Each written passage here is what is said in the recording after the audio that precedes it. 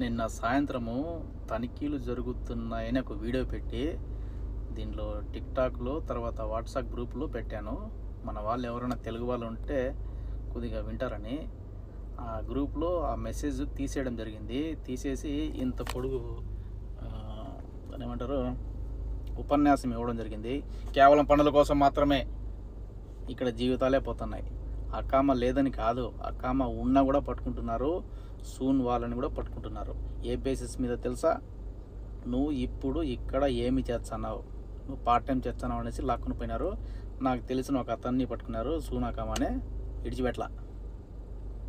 అలా ఏమన్నా ఉపయోగకరమైన విషయాలు చెప్తే వినాలా, విని నలుగురికి చెప్పుకోవాలా.